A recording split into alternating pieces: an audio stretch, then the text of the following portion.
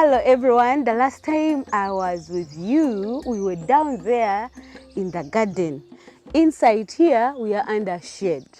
And we are seeing same garden, same preparations, but inside a house. Call it a greenhouse.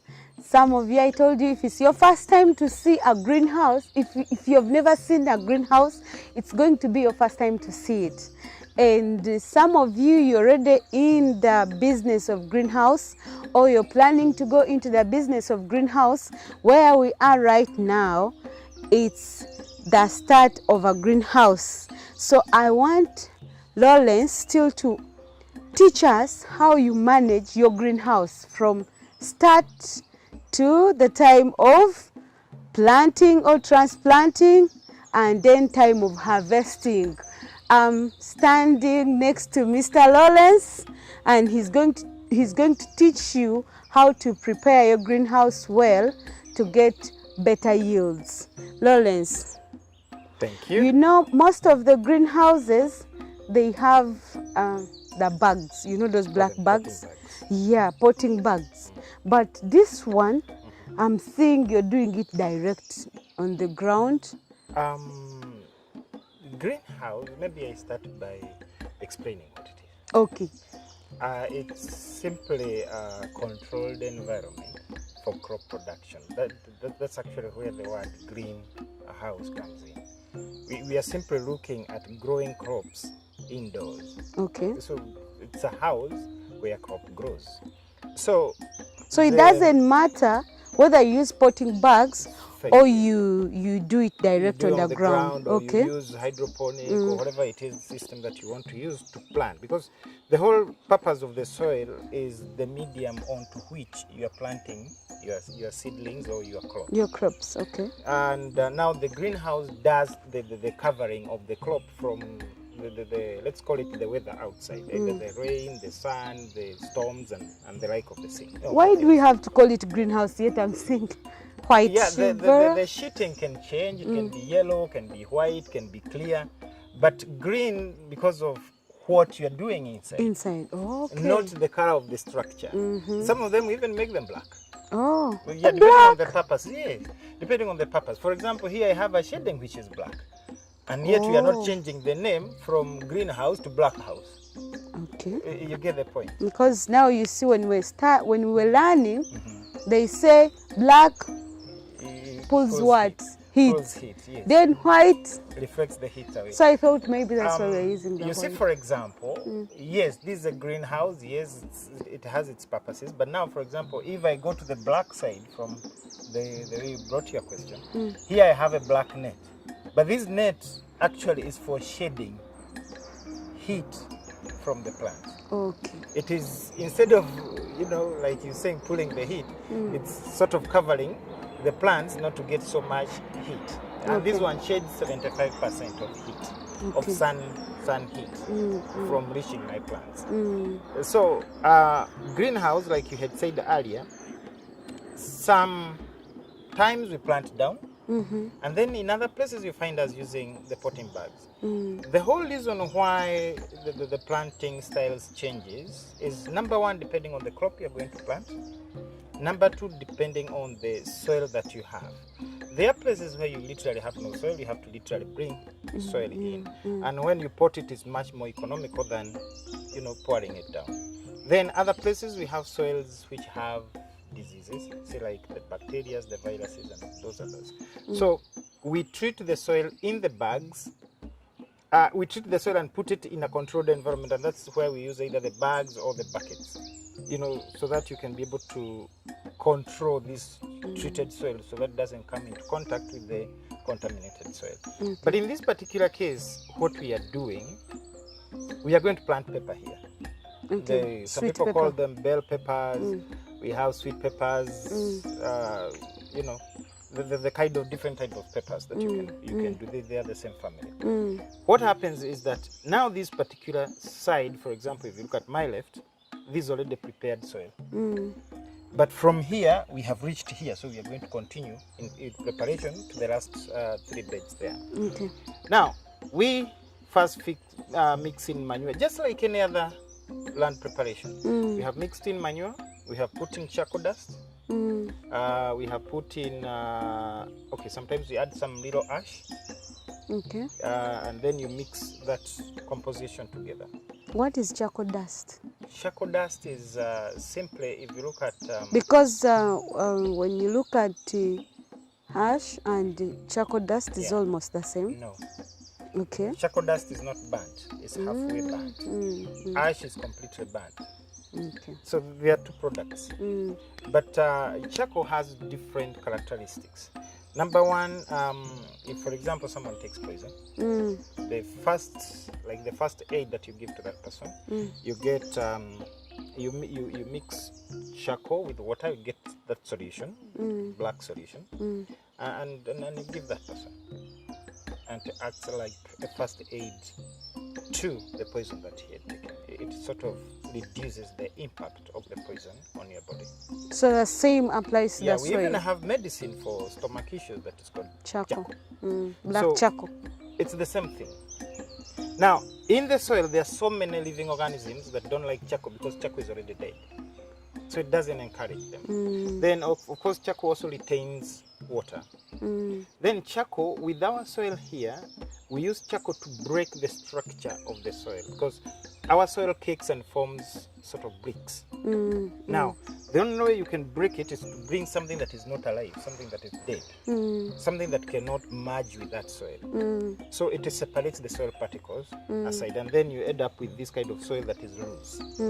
And when the soil is loose, the roots can easily penetrate. So it is permeable, and then you have better aeration in this soil because of the other. We are still explaining the black charcoal, the black the charcoal dust. Yes. Okay. Now, when the soil is broken, there is better aeration because roots need oxygen.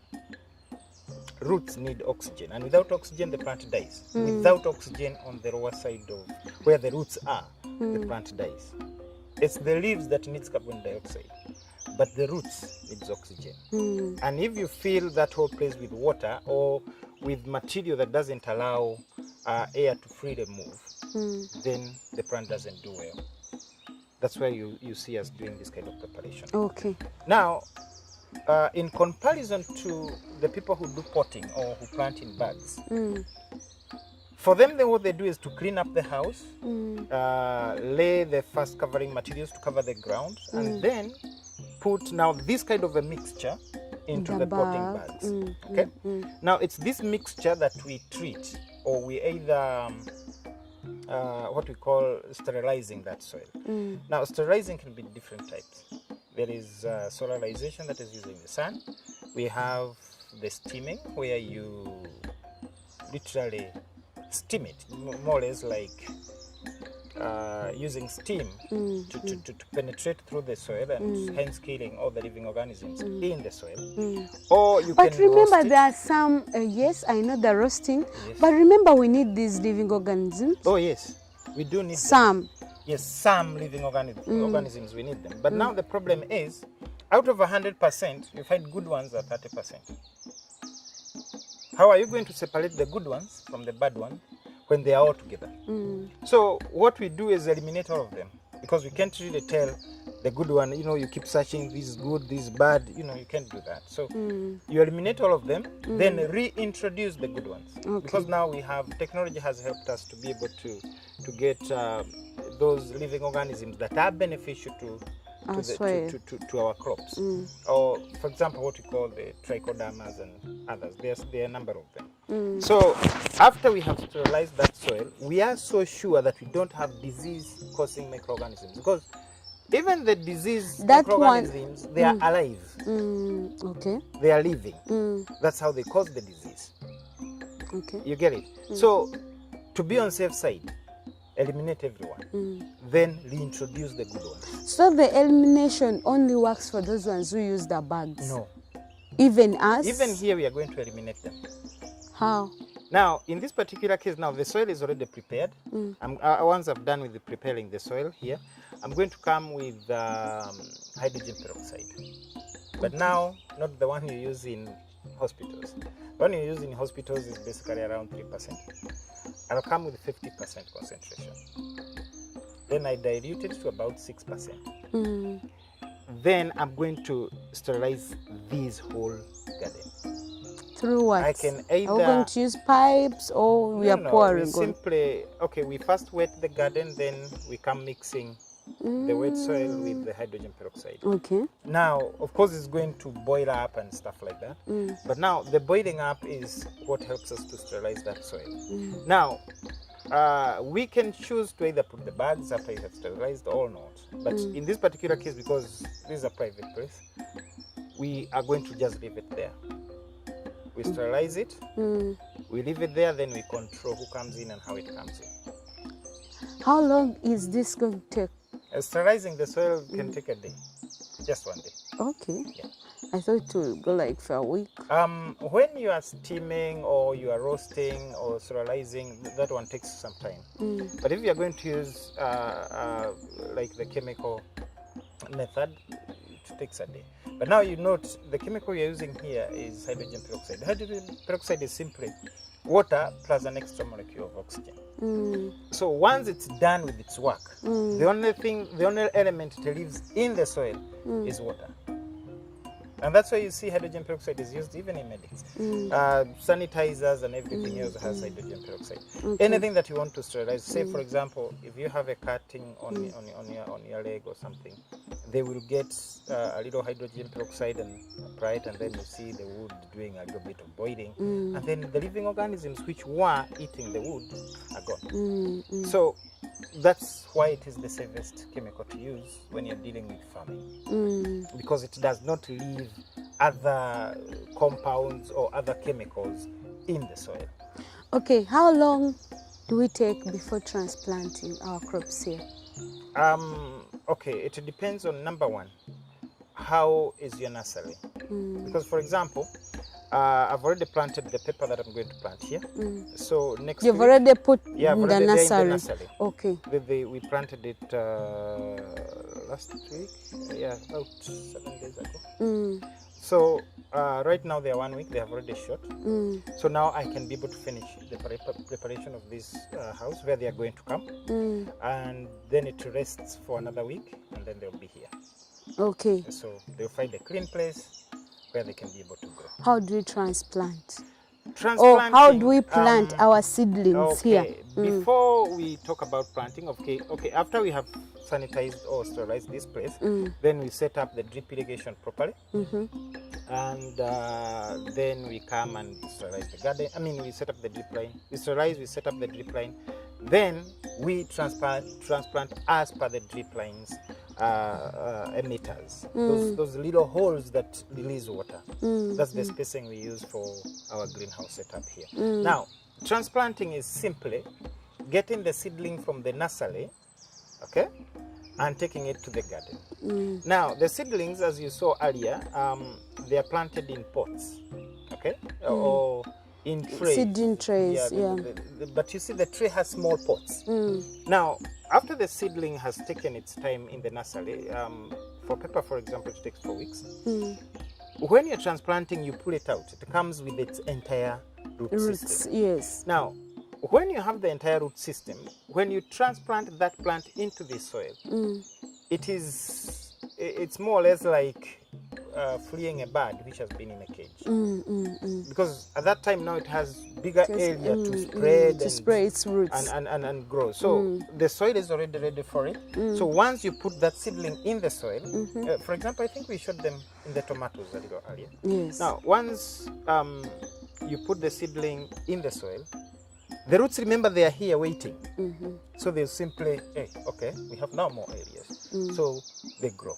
Okay. Yes. And of course, for them to grow better, they need a little bit of phosphorus at that time. Phosphorus is the one that helps the roots to enlarge. So when we are transplanting, of course, we include a little bit of phosphorus in the hole. Yeah, in the garden. Now, sometimes we simply spread the phosphorus even before the transplanting. Other times we first transplant and then you come and apply it on the sides.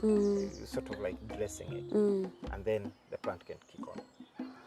According to the way you're explaining, I'm seeing a very big job, some job in the greenhouse. Oh, yeah. What are some of the benefits why someone should leave an open field and coming for greenhouse? Number one, I don't know why it looks tiresome. It is not. It is. You When you see- say we are now boiling the soil, we are now steaming the soil, we are now doing yes. that. Remember, outside, all you do is You see, for example, I'm going to give you a scenario. There is no nice baby without some work and some pain along the way. You can't celebrate that baby if there isn't that process. Okay? Now, these are our babies. And these are not just babies. This is a commercial farm. It's meant to give us money. even in the open field, we are getting money. Oh, not compared to what we get here. Because you're the very person who was explaining to us those tomatoes, how we are harvesting every month. It's only that I don't have enough muscle to build greenhouses in the entire place. Okay. I would, because it's the best thing to do. However, when it comes to greenhouse, of course, we are looking at weather.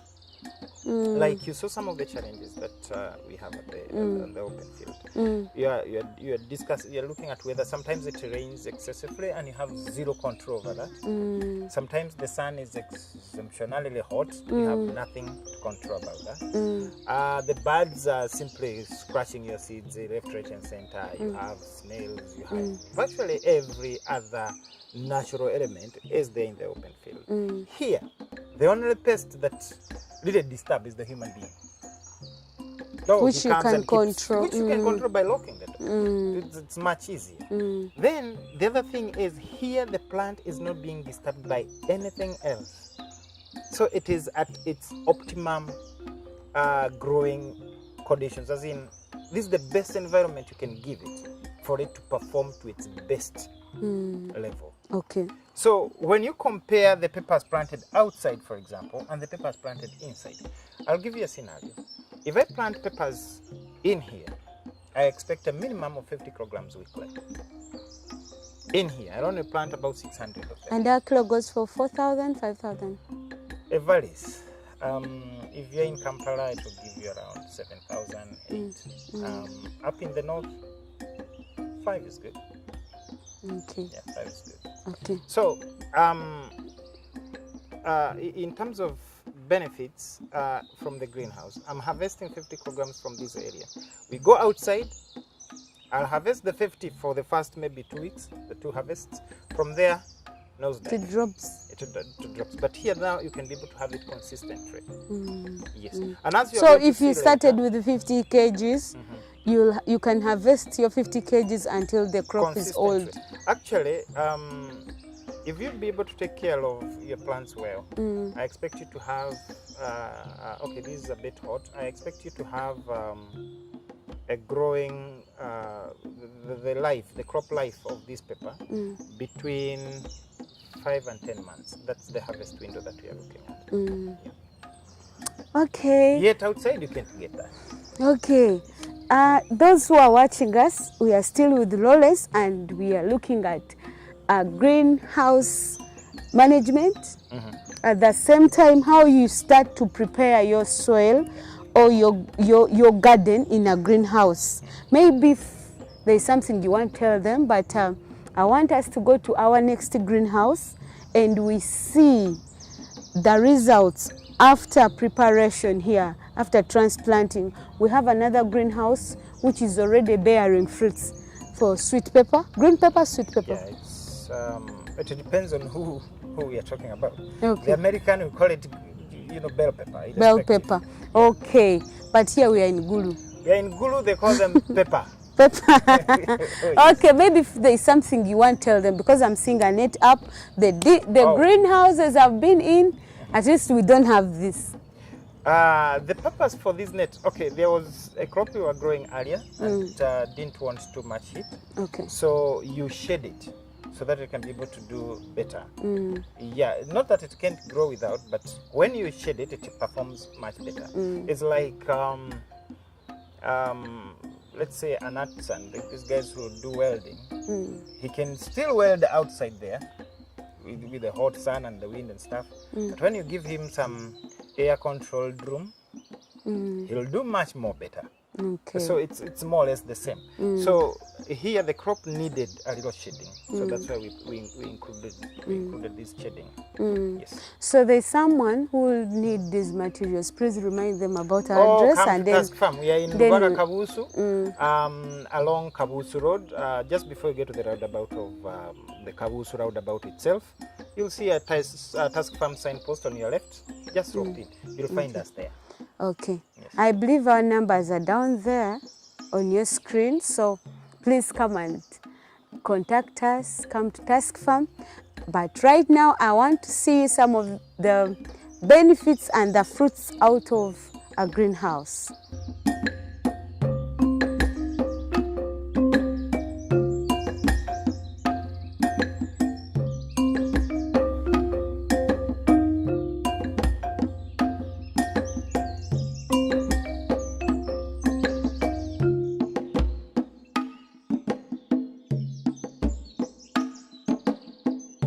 I think everyone likes where we are standing, the green, those ones that like farming and like consuming green pepper. That we have the consumers and those ones who like who grow. So here we even the consumers are admiring. So all of you are admiring the place like me. Just like I promised you that when we leave the other greenhouse that we are preparing, I'll come and show you what maybe we call now the finished good. Now this is now the finished work. No, this is a greenhouse that is now a greenhouse. That is already yielding. It has the green. Yes, so we have things growing inside. So this is the bell pepper we're talking about? Yes, this is the bell pepper. Bell pepper? Yes, it's bell pepper for the Americans. Here we call them sweet peppers. Sweet peppers. You know, especially in the Kampala market. In Gulu here they'll say pepper. How old? This is on its 60 to 70th day. If my mind serves well, my memory. It's between 60 and 70 days since we transplanted. Okay. Yes. Yeah. How is it doing according to you, according to your expectations? Well, it has surprised me beyond what I expected because the yielding is good. The yielding is good. We have been able to give the plant the best growing pace, because you see sometimes if you give it too much food, it goes too tall too fast. No fruits. And few fruits. Sometimes if you don't give it enough food, again, it doesn't grow at the rate that you would wish. But now at this rate, we are comfortable because we have what we want. Okay. The fruit is what we want. We are not selling the leaves in this particular case. So I'm comfortable with it. So apart from me, who is admiring the green,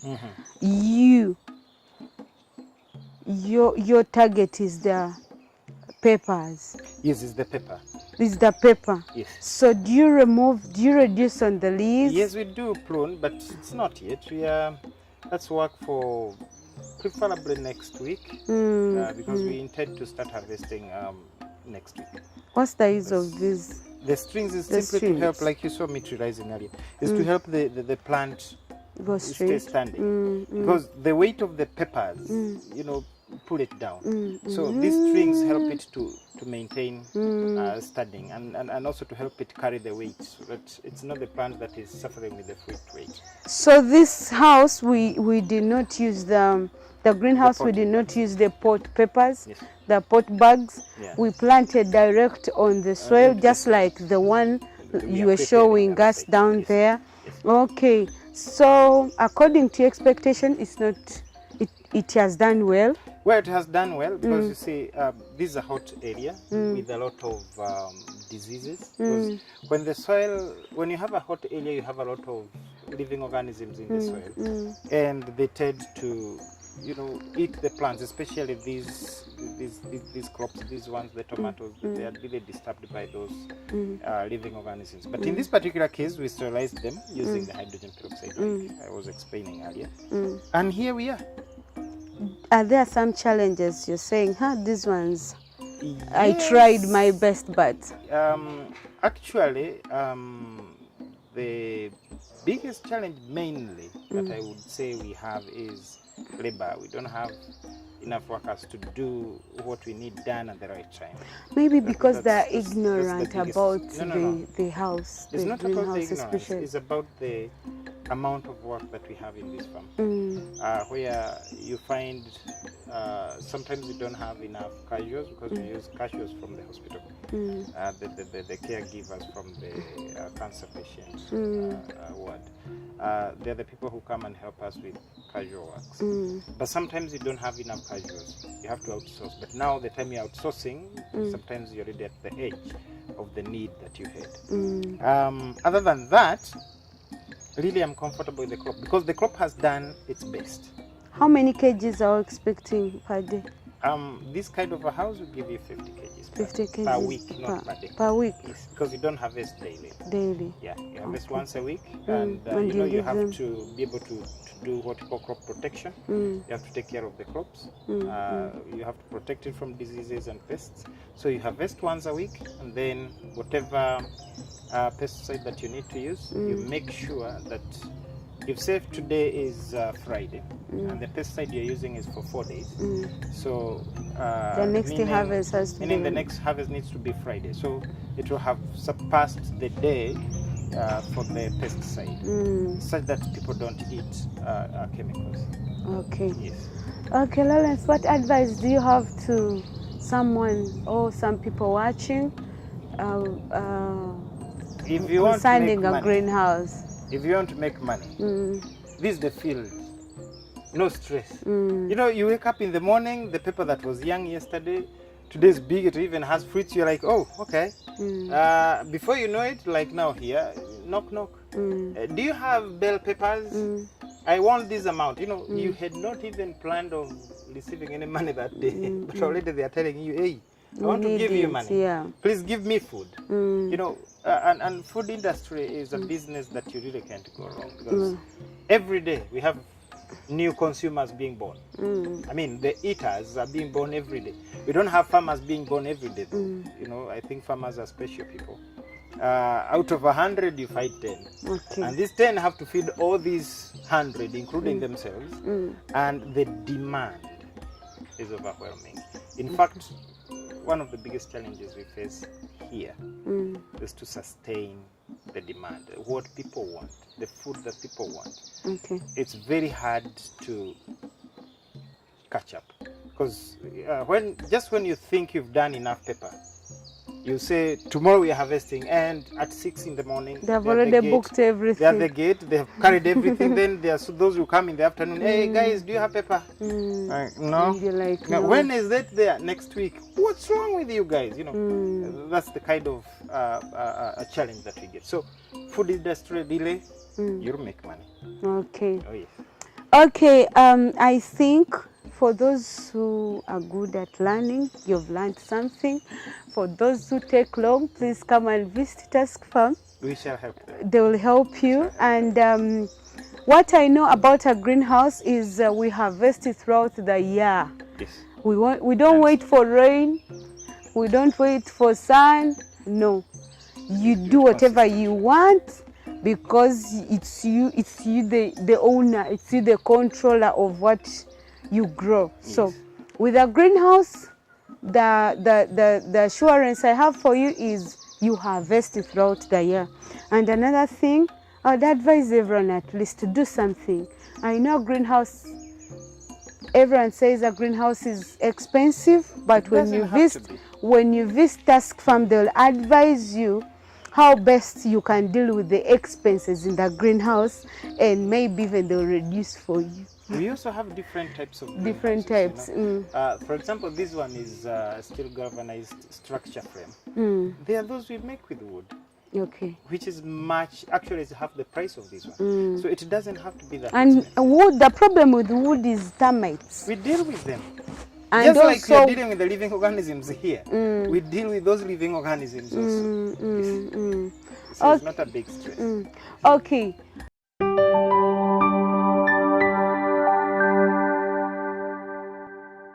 Welcome back on Farming the Future, and we believe agriculture is wealth. Margaret Baluka is my name, and we are here to present, we are here to dive into farming. Last time we were with the Commissioner Chayo, and today still she's going to be giving us some information from Minister of Agriculture. But I remember last time when we were discussing, there's a question I left her with, and today she's going to start from there, and I'll deliver more questions, the ones farmers have entrusted me with. Commissioner Chayo, you're most welcome. Please greet our viewers. Margaret. Yes. And it's good to continue talking with you. Yes. Thank you so much. I think I need to give a few highlights. Yeah. I didn't tell you then that the ministry has a mission and a vision. Yeah. And they are majorly to move subsistence farming To commercial. into commercial agriculture. Agriculture. That is our mission. Mm. So that our farmers are able to compete and have sustainable agricultural production. Yes. To have a competitive, sustainable agricultural production. Yes. So, in line with this, the ministry was also provided with a directive. Was given 6 directives to ensure that our farmers out there actually benefit or understand better how they can move away from subsistence farming and move into commercial agriculture. Yes. And this I want our farmers to understand well. This starts with having a good quality stocking of seeds before you can do anything. That is the first thing that has to be handled. Seeds, seedlings, and stocking materials. This is the first area. How can they get all these good quality seeds and the rest of it? We have NARO. NARO does a lot of research. They do studies from time to time in the different types of seeds we have. When we are talking of seed here, we are not looking at crop alone. We are looking at seed in terms of livestock, fish, and crop. The seedlings, all of them, those are seeds. The fingerlings, those are seeds. That is in fish. That is in fish. Yes. Yeah. Then the breeds in the livestock, those are seeds. Those are seeds. Yes. So seed is not only in crop. In crop. Seed is in crop, livestock, and fish. Okay. So you need quality seed for you to be able to have something that is good in your farm. Whether your farm is of livestock, whether your farm is for fish, or whether your farm is for crop, you need quality seed to start off with. So that is the priority number 1 for the ministry. Yes. And that's why we have the research. NARO, NAGRIC handles issues of breed. Of breeds. Yes. Quality breeds. And NARO is a very wide organization. They also handle a number of others. Okay. Okay. The second issue looks at issues of pests, vectors, and diseases. There are a number of different diseases outside there that our farmers need to look at. Others are new, they just come on board. In the near future, we had, in the last few years back, we had the fall armyworm. The fall armyworm was, for example, a very new pest that farmers did not understand. It came from, it was in America. So we don't know how it jumped from America to come to this place. That means controlling this pest in the farmer's field is an issue. It had to take a number of technical people to go and teach the farmers how they can put the chemicals in the funnel of the maize plant, for example, for the pest to eat and then die. But as we talk today, most farmers now know what to do, how they can control the fall armyworm. It devastated our maize very badly. But we have many other sicknesses, even in livestock, even in fish. So the issue of pest, vector, and diseases are very important for the sector. We need our farmers to understand this and be able to address them. If they can control all this, then they are good to go ahead. And that's why we have departments of like crop protection, crop inspection. Inspection is to check. So how do Inspection they and work? certification. How do they work? These extension workers, how they work on the ground to help our farmers? Just like you said, we have a small number, but how do they work towards this challenge? That's why the other time I told you that we need our farmers to be in groups.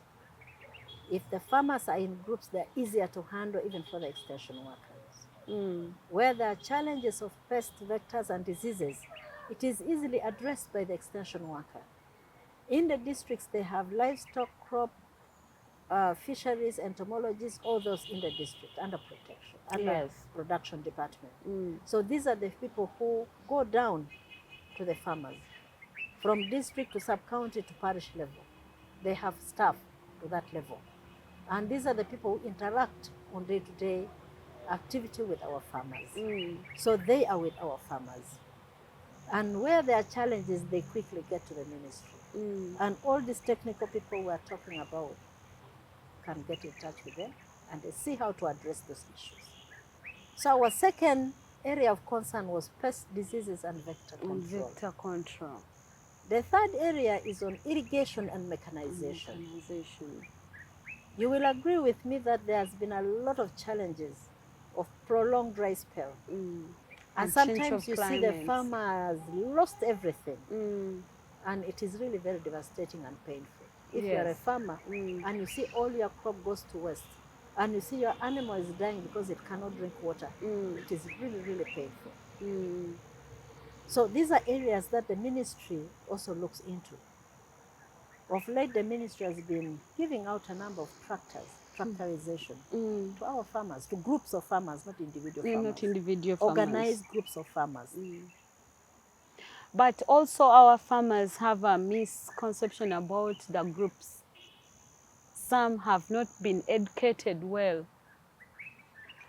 People think when they join these groups, they want to be taken. They want to be like they want to Provided use for free. Yes. It is not necessarily that. I think we misunderstand the concept of having farmer groups. Maybe because politics probably came in and disorganized the aspect of farmer groups or association or the cooperatives. But I know years back we had good, strong associations that made a big difference.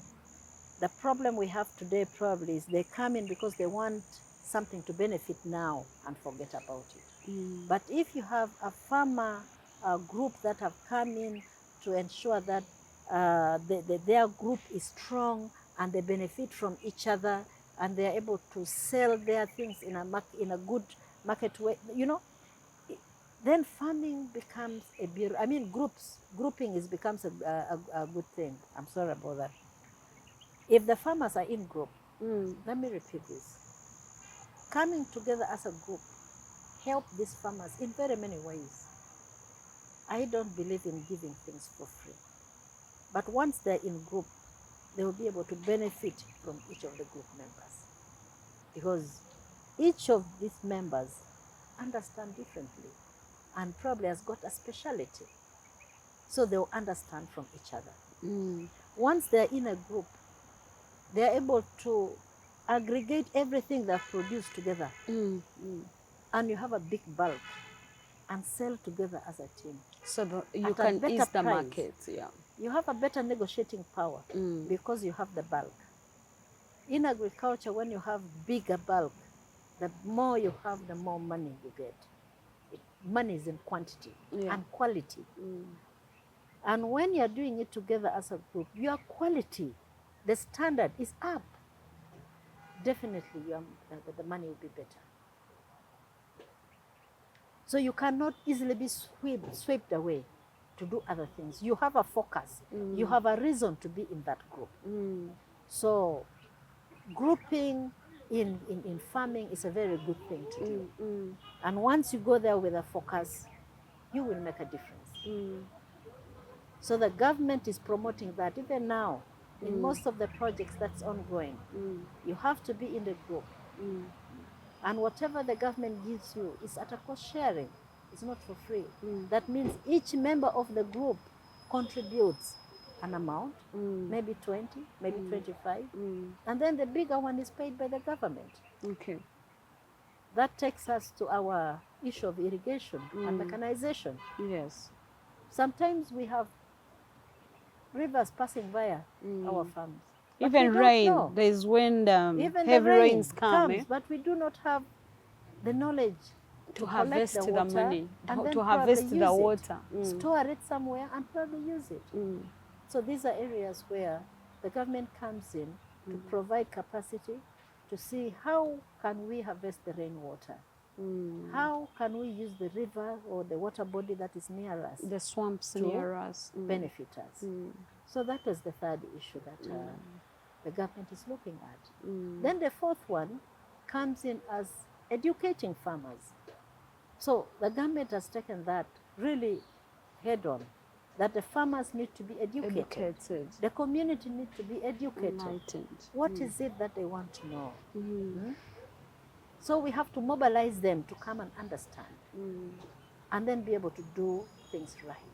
So farm education and mobilization, or rather mobilization and education, is another issue that the government has taken it up very seriously. That is the fourth area. The fifth one is the government needs to work with the large-scale farmers. We have not very many large-scale farmers, but these large-scale farmers can help the government. When the government supports them, then they can work with the small-scale farmers that are near them to empower them. The small-scale farmers can produce what the large-scale farmers are producing. And with support from this large-scale farmer, because most of them, they have the equipment, they have the machinery, they have the technical expertise. So this same can be used to help the small-scale farmers around them. So the government can invest in this man who already has something, and then that one also help to support the farmers that are near them to probably produce similar enterprise like them, so that they provide market for the small-scale farmers. Small-scale farmers. And then the last one. Okay, it's okay. The last one is, it was a strategic intervention on fisheries and aquaculture. Okay. You know, fish and aquaculture, fish has been giving us good money for the country. And that is an area we need to develop more. Many times people run to the lakes to pick the fish that is there given to us by God. But we can farm fish. We can farm fish by putting ponds, by putting cages, and by doing a number of other activities. Okay. So aquaculture is farming fish. But the other one is capturing fish that is in the wild. When you go to the lake, That you you're are not capturing. sure You whether do not you've put taken it the there. one that is pregnant, that is about to lay more fish. You just pick them. Yes. It is from the wild. But farming fish is where you focus on your farming. You dig your fish pond, you put the fingerlings there, you give it food, and the fish grow up, and then you know how many fish you have. You know what fish you want to go and sell. And what time You you have should harvest, control that you should over harvest. this one. But the ones in the wild, you have no control. So these are the 6 areas that the government is focusing the country on. If we can work within here, then you find that we are almost moving in the right direction. Okay. And we'll be addressing the mission of the ministry. The ministry. To move the farmers from subsistence going to commercial agriculture. Yeah, it's you are doing a very great job, but I have this problem that before even farmers think of complaining, I'm looking at the other point you brought, that you're working with the large-scale farmers to help the small-scale farmers to work together, and they produce for a better or for a larger market. But you'll find that some of these small scale farmers are having issues with the big scale farmers. Some of them, some of them think these people want to take over their gardens, want to take over their crops. And the other problem is in the grouping. Margaret, that is why we have the farmer education. Okay. We need to talk to people. We need to let them know what we are doing. Even if you're going to work with the large-scale farmer, Yes. it is very important that you talk to the people around you. Yeah. Why do you want to do what you are doing? Okay. Definitely every farmer wants to have a mechanization system. So if the large-scale farmer has, why can't I work with this large-scale farmer to benefit from his or her mechanization equipments that they have? Yes. If they can give me market for my produce. As a small farmer, I cannot sell my produce anywhere. So if I can get market there, why can't I work with them to ensure that I benefit from the market that it has, you know? So everything, I think, is about mobilizing the farmers and educating them on what it is that we need to do. So probably our approaches should matter a lot on what we are undertaking. Definitely, if you just come and say, I want to do this, if I've not understood you, I may think you want to grab my land. Yes. But if we are in agreement, why not? Most times, these large-scale farmers, they have an agreement with the small-scale farmers around them. Yes. We have seen this happen already in a number of places. If you go to Noya, you go to Amoro, we have very large-scale farmers that side. Yes, And at least I've been definitely- in Noya. Yes, in those areas at least, you'll find that the smaller farmers that are around them, they have benefited from the large-scale farmers near them, especially if you're having the same enterprise with the large-scale farmer. So it is doable. It is something that really works. It does work. So these are areas where applicable. Why don't we promote that?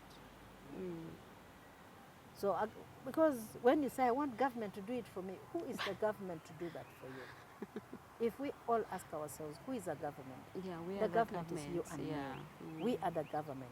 If we do it right, the government does it right. Yeah. If we make a mistake, the mistake is the government will have made a mistake. So we all have to come together, work with the farmers together, and make sure that we do it right. It is for our own benefit. The government doesn't do anything for themselves. They do it for all of us. For all of us. That's why we want the subsistent farmer to move away from that and you become a commercial farmer. You should be able to earn money. Your life must change. Your child should go to a good school. Your child should feed well. Yeah? Yes. Food and nutrition security should not leave your house. Income, money should be there. You shouldn't worry about all these small things. So if you do it right, we can achieve something. So there has to be a beginning somewhere. And definitely I believe we can start. We may not all start together, but we can start somewhere. Okay, thank you so much. But also, I've come to realize that farmers are complaining about seeds. You say seeds are not in crops only, but let's look at the crops. You realize that for you, let me look at maize. You realize for someone to plant maize currently, you have to go back to the shop to buy the seed. Whereby these seeds are not replanted. Replanted. Yes, they're not replanted. As Minister of Agriculture, how are we handling that issue? I don't think there's a problem with that really. Sometimes we put words in farmers' mouths.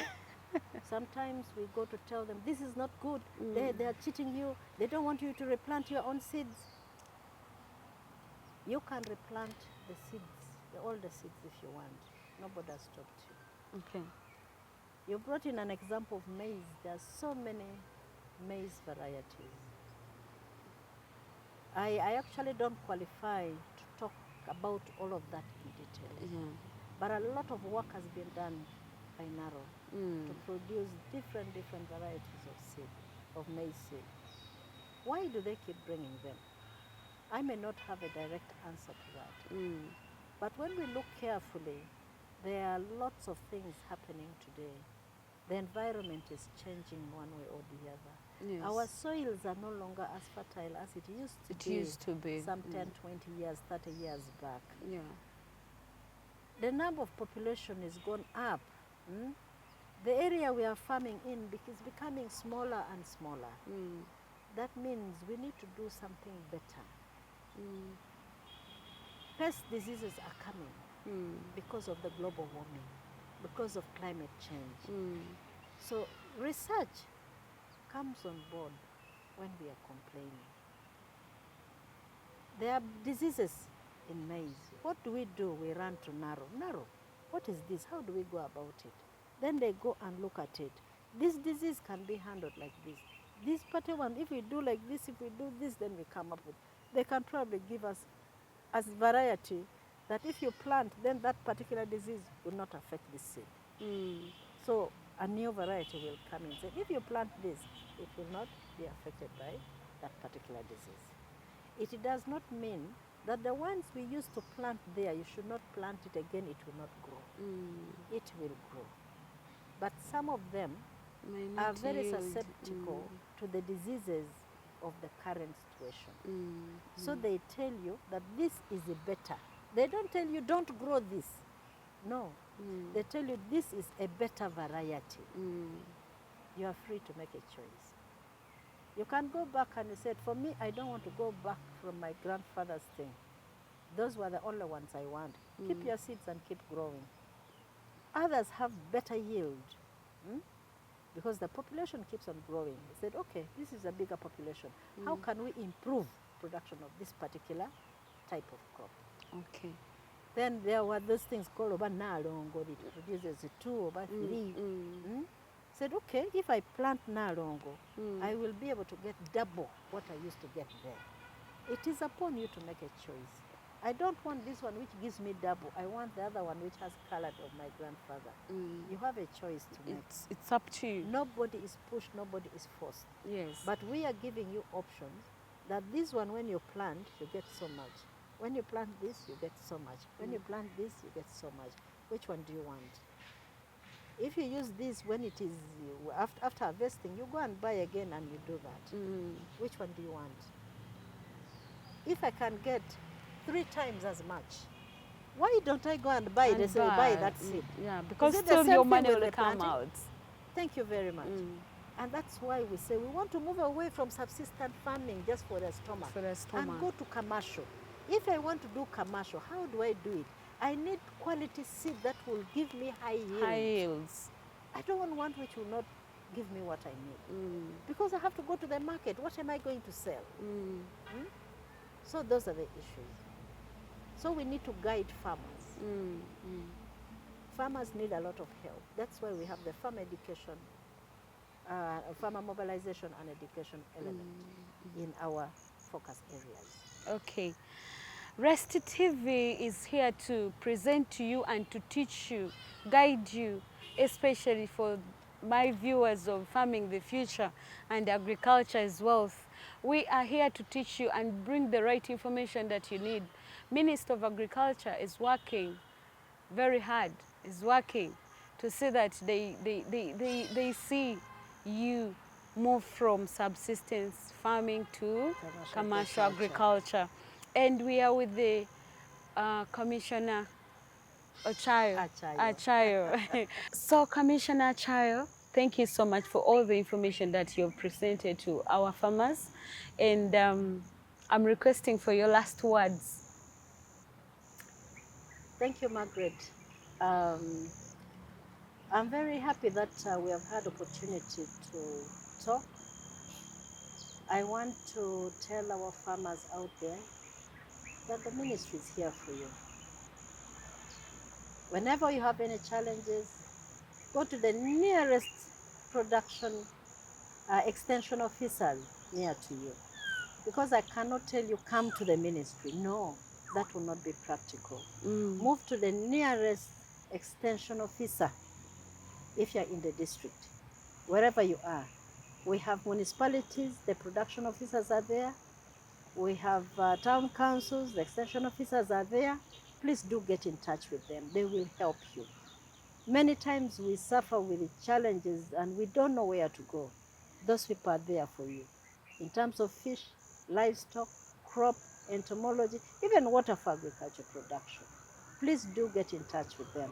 But I also want to give assurance to the team I'm with here that the ministry has got quite a number of technical people. Yes. And if it is allowed, we can continue talking to these technical people to provide technical issues that our farmers want to hear. Thank you. All the challenges that the farmers have, these people will provide responses to. Thank you. And I want to thank all of you for having that opportunity and interest to come and to share with us. We have an open door policy. You come, we will definitely be able to work with you. Thank you so much. Thank you so much. Thank you for watching Rest TV. We were with Commissioner Achayo, and I have realized that the Ministry of Agriculture is working so hard to make sure that they reach these services to you. And they want our country to move as much as we want. But because some farmers are a bit ignorant or they're not putting a key eye on some of the things, we fail to give the right production in our in our crops and animals we are dealing with.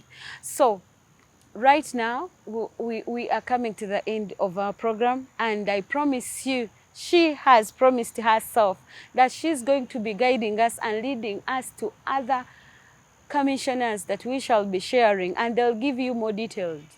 Today we have only looked at the key points, but as we keep on sharing with the other commissioners, they're going to be giving us the right information you need as a farmer so that you can shift from subsistence farming to commercial agriculture. Thank you so much. Margaret Baluka is my name. Thank you for watching Rest TV. See you next time.